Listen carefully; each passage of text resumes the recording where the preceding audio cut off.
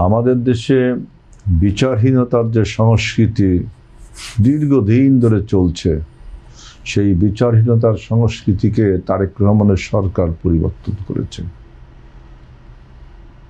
পৃথিবীর ইতিহাসে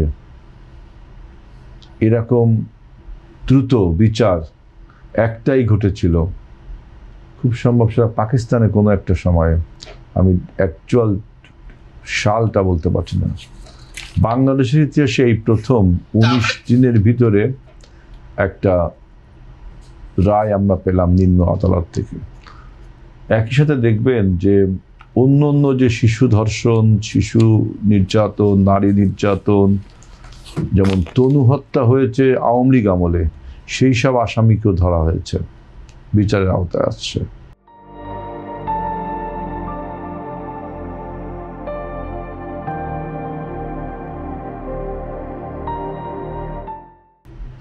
রামিসা হত্যাকাণ্ডের আপনার নিম্ন আদালতে 18 দিন না 19 দিনের মাথায় রায়টা দিল। এটা কি সিগন্যাল দেয়?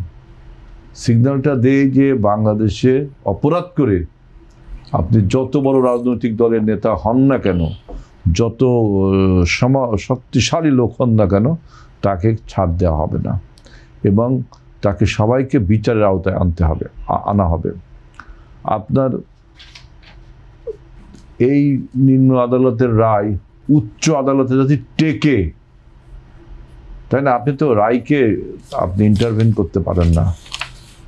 সেজন্য আমরা বলছি যে আমাদের আইনমন্ত্রী দেখলাম আমি বলছে যে 3 মাসের মধ্যে উচ্চ আদালতের রায়ও পাওয়া যাবে।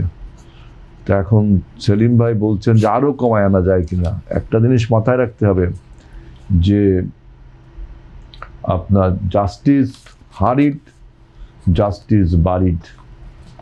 আবার এটাও আমরা জানি যে জাস্টিস ডিলেইড, জাস্টিস ডিনাইড।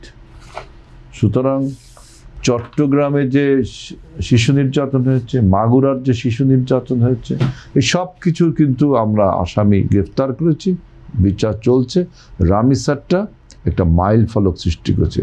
এর দ্বারা বোঝা যাচ্ছে যে তারেক রহমানের সরকার এই সমস্ত শিশু নির্যাতন, নারী নির্যাতন, ইভেন যে কোনো ক্রিমিনাল অফেন্সকে শক্ত হাতে দমন করতে হয়।